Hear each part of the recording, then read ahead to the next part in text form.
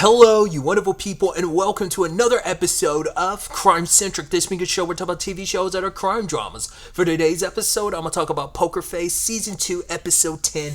A great episode. A lot of really interesting things went down in this episode, so let's break it down. This episode taught me something I never bothered ever learning, and that's Method Man's real name. Because I saw his name, I was like, I never really thought about that. I mean, to be fair, there's very few rappers I actually do know their names. Obviously, like 50 Cent's like one of the few, because more often than not, it's like that, where it's like, oh, it's Curtis 50 Cent Jackson when he's like, I guess like just for like namesake when it comes to acting stuff. I mean, because I know Method Man's in Power, and I only know that because like, my mom and my sisters are really into Power. I've never actually paid attention to the credits, but I'm sure he's probably credited the same way in Power as well. But either way, him being a gym bro, it's kind of really neat. I was like, oh, that's cool. And he's like going for the lift and stuff, and it's like, oh man, he's, you're looking at him like, oh man, this is pretty dope. Once again, the question is always going to be, well, who's going to be the killer, who's going to be the victim in this situation? And then there's the Jason Ritter of it all, which is interesting too, because his wife Melanie Linsky was in episode 8 of this season. So I was like, oh, that's kind of neat. Nevertheless, I'm going on my tangent, but either way, he's just kind of like, hey, everyone likes him. He's looking after people. The one person he couldn't get quite right was Rodney, which is, he kept calling him the wrong name. He's like, Rudy, it's Rodney, actually. It's like, no, you don't actually listen to me. And funny enough, that ends up kind of being his undoing. To be a gym person and like the head of a gym and help people with the workouts and stuff, he does seem personable, but he kind of messes up when it comes to Rodney. But I think it's also, sadly, Rodney's more sensitive about that than other people would be, just because he was a guy that kind of like doesn't get taken serious. I mean, he's like, I want to work out because my high school reunion is soon, and my bully's a firefighter, so he like definitely is working out all the time. And you got to give it up to Rodney Brick being like, hey yo, like I actually want to help out Rodney. Even got his name right later on. It's like, his bully's a firefighter, so I got to help him out, because we find out he's got the good stuff. Good on Brick for just being personable enough to be like, yo, I'm trying to help Rodney out with this situation, which is actually kind of dope. But yeah, we meet his wife Lily, played like by Natasha Leggero. I was like, oh, that's sick. So yeah, apparently like she's the one he gets the good stuff from. So you're like, where is this going? Because initially you're like, okay, is this drugs or whatever? But you probably could tell like Brick was like, oh, there's some BS here when he was trying to tell Rodney like, no, we're not on that, we're just full clean, yada yada yada. It's like, there's definitely something going on here. And then ultimately we find out what the good stuff is. It's breast milk. I did not see that coming, but like, that's the good stuff. And I was like, well, everyone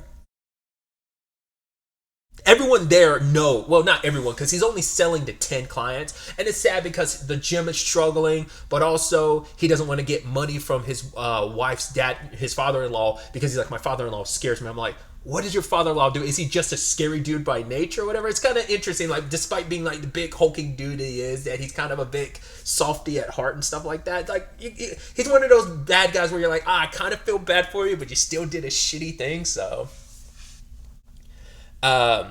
but yeah, he tried to he was actually going to hook Rodney up with some of the baby milk, until Lily was like, no, you can't do that. It's like, why? Because he's a health inspector. And she's like, how do you know? Hard cut to him, be like, hi, my name's Rodney, I'm a health inspector. And you just cut back to Brick, so shocked, like, oh my god. I'm like, once again, it proves Rodney's point about you don't listen.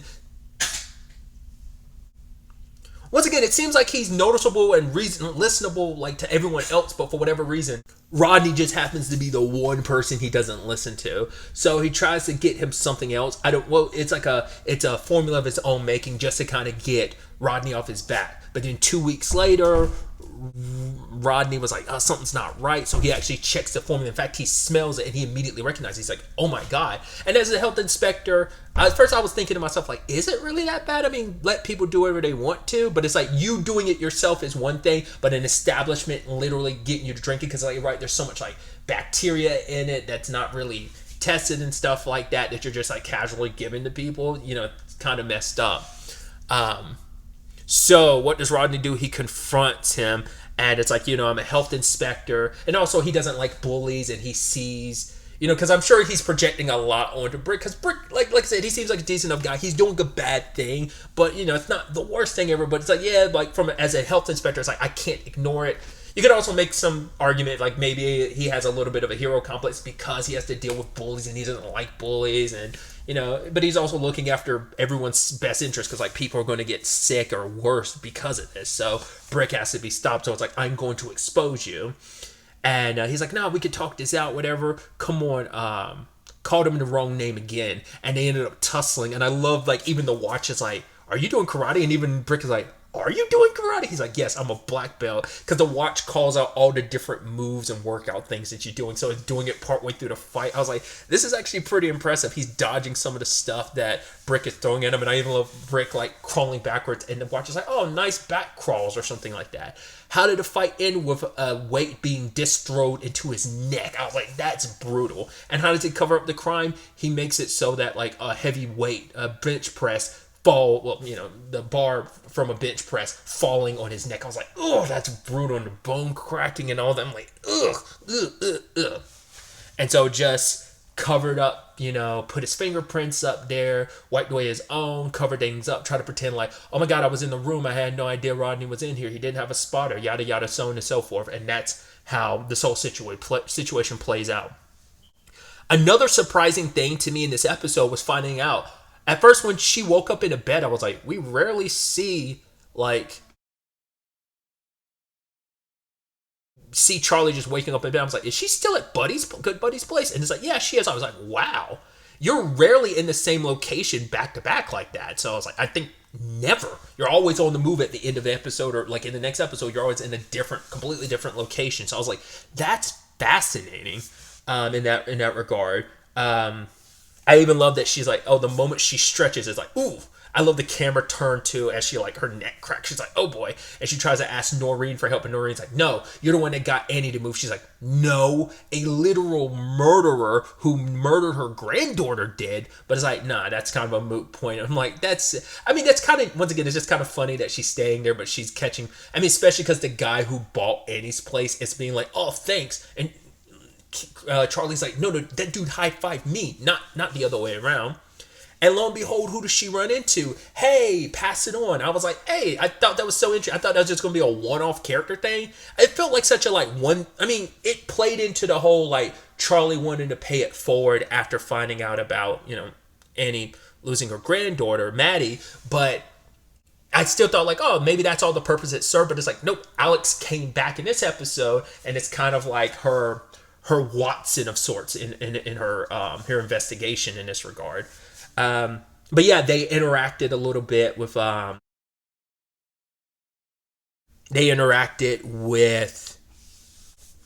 and Brick. Obviously, like, he got them to sign up for the gym. It's like, yo, like, it's like a 7-day trial. And then met Rodney, and you can tell he kind of was hitting it off with Alex, and I thought that's what was going to be the end to the investigation. Like, that was going to be their way in, that, like, maybe Rodney and Alex hit it off, but obviously he was kind of flirting with her or trying to make an excuse to flirt with her, but nothing ever happened because he literally dies that night. So it's like, oh, but I thought that was going to be their way to get into the investigation, but Alex knew something was up the next day when it goes down, because she's like, no, that doesn't make any sense, because Rodney was all about having a partner, and he was very specific about the workouts he did, so why would he be doing a bench press without a spotter? It didn't make any sense. But, Charlie's new philosophy has been, don't get involved. That was the whole reason of like, oh, I'm going to be in New York, I'm going to not get involved. You literally got involved last time and you're catching flack from it. Also, you find yourself in danger time and time again. So it's like, I just don't want to, that's the problem with being the human lie detector. You try not to get involved, but your world always clashes with whatever situation you find yourself in. She just can't escape it. But she's trying to be like, it's none of our business. Let's just kind of keep it that way. And it's really sad because, like, Alex is lonely, because at first Charlie's like, okay, why are you, like, trying to make an excuse to, like, to hang out with me, go to late, like, what's up with that? It's like, are you new to the city? She's like, no, I'm just very lonely. And it's like, well, sorry about that. But the next day, she still goes and works out with her. It's like, that's sweet. Because it's like, Charlie doesn't have many friends either. The one friend she had was her best friend who was murdered. And so she hasn't stuck around long enough to really get close to anybody. And to be fair, the last person she got close to was a couple episodes ago, and that was Bill, into something intimate. And what happened? He ended up getting murdered. So, yeah, it's enough to kind of, you kind of probably see yourself as like I'm a bad luck magnet. Like, if I get too involved in something terrible, so I'm always going to keep things and people at a distance, because what good is it going to be getting drawn into stuff? Because getting drawn into stuff has usually led to me getting shot at, as she says later on, getting attacked by an alligator, or from episode 2, being stuck inside of a almost being burned alive, at a memorial home. So, not memorial home, that's not the word I'm looking for. Funeral home, sorry. But then eventually Charlie has to tell Alex the truth about her power and everything like that. And I love they're just like, she's like, well, 23 seconds later. And it's like, whoa, that's so crazy. That's such a good power. Like, can we test it out? 2 truths and a lie. And it's like, do we really have to? And she makes all these statements about herself, which I think that is such a neat little detail that comes back full circle later on. That instead of doing 2 truths and a lie, she did all truths. And especially the second one where she was like, I've started 11 businesses, 2 of which have led to litigation.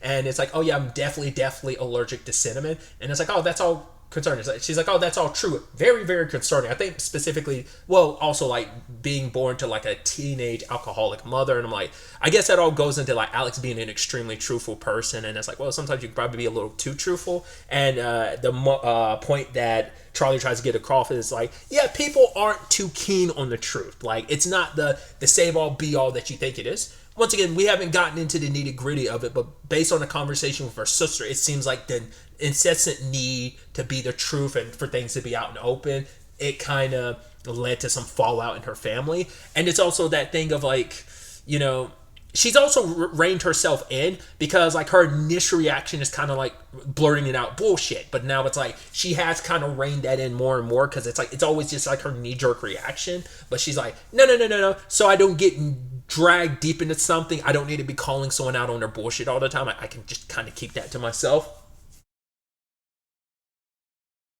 But either way, she catches Brick into some of his lies, because it's like, well, this thing was a lie now, but it wasn't a lie before. So, once again, those inconsistencies. And then like Kevin, one of the workouts, because he can't get the he can't get the breast milk from his wife anymore, because it's like, whoa, there's too much heat on us right now, because the cops are around because of what happened to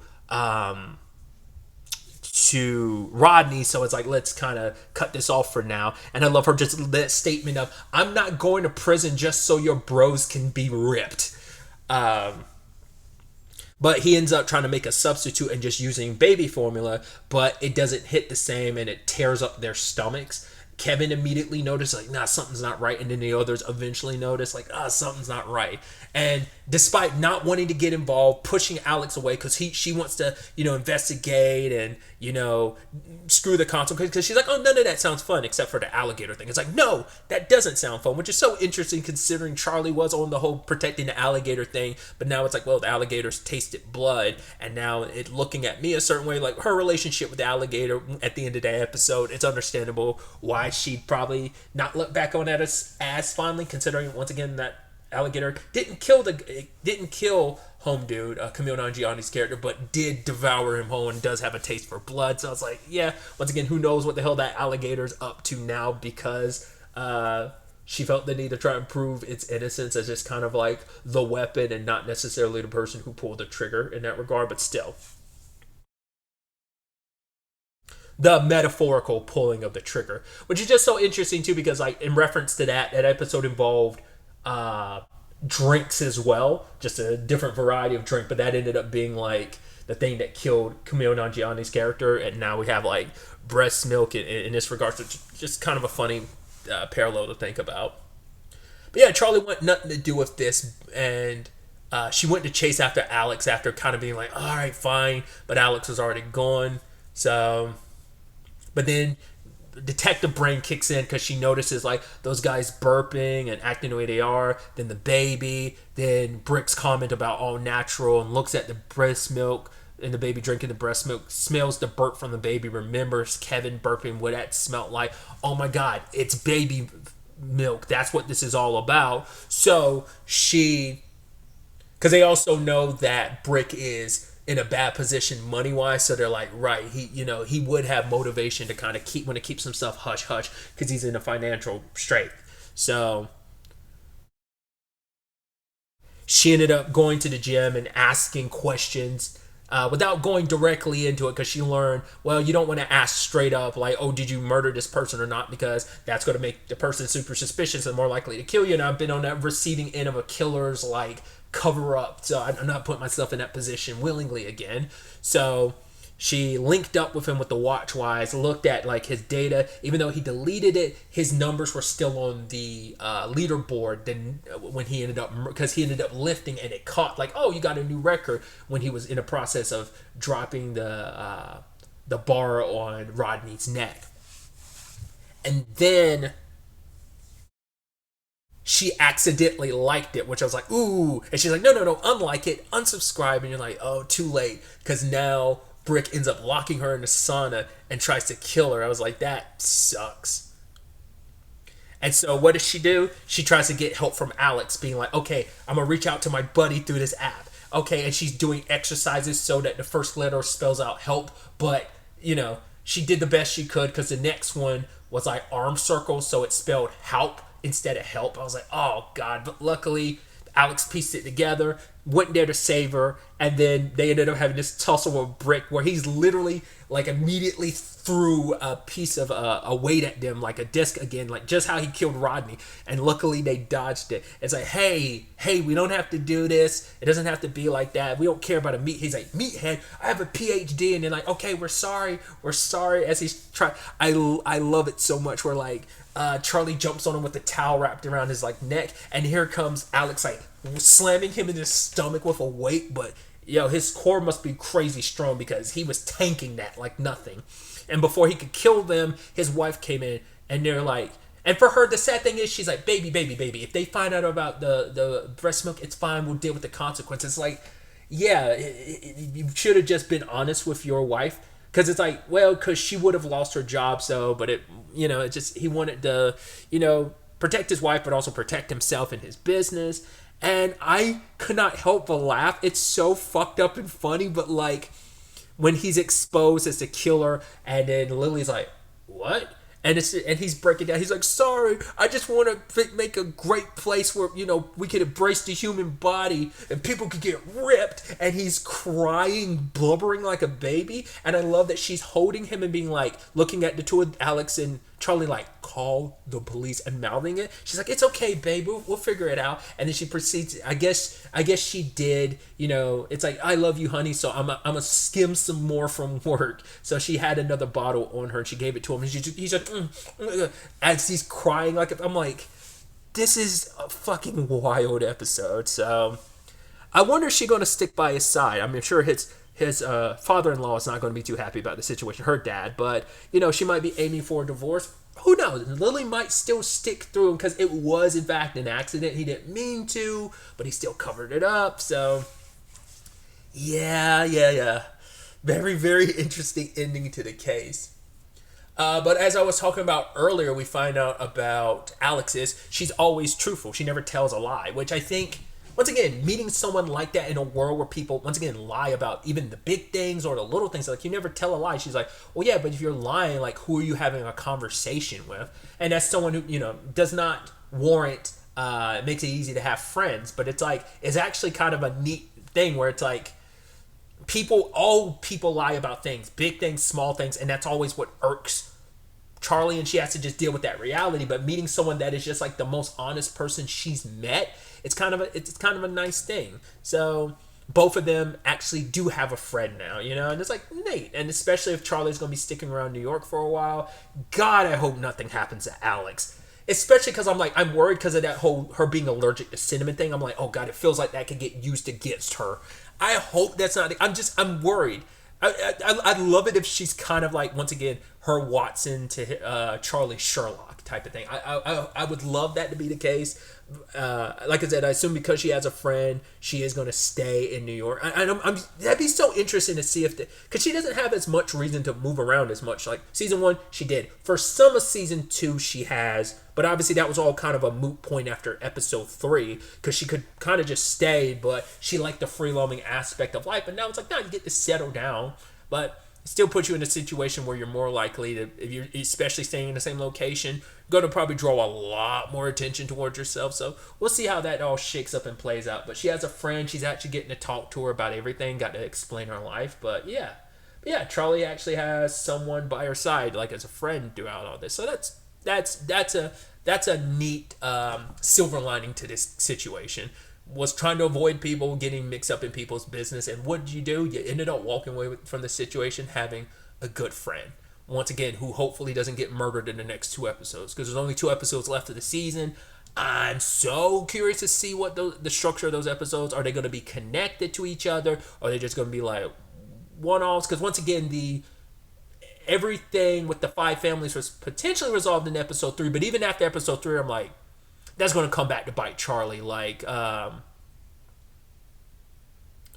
was like, Beatrice is most likely going to get killed, and they're going to come after Charlie. Like, they're going to say something like, oh my God, the thing she set in motion to try and like nip that in the bud had never fully stopped. Or, I don't know. Because you've heard, Luca would have gotten to her about, some of that if like something had gone down, because he would have had Charlie's best interest at heart because, well, Charlie's literally the best thing that's ever happened to his career. So, of course, he'd kind of, look out for her best interest in that regard because it would be in his best interest. So, he would have let her know if something happened. But that's why I'm like, I'm waiting for that because I'm like, for that to just be wrapped up as early as it was in this season, like for it to be wrapped up in episode 3, I'm like, it can't be. So, I'm like, that has to circle back around. Also, her good buddy, Steve Buscemi, played by Steve Buscemi, is like, he's got to pop up in some capacity. Whether it's just going to be like, hey, it's just like a one-off, like cameo, like physical appearance, or whether he's going to be involved in the case. Either he's going to be a victim or the killer.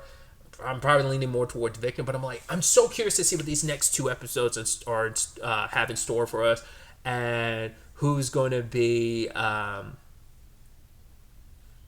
once again, what like guest stars we're going to get in these next 2 episodes and what the story is going to be.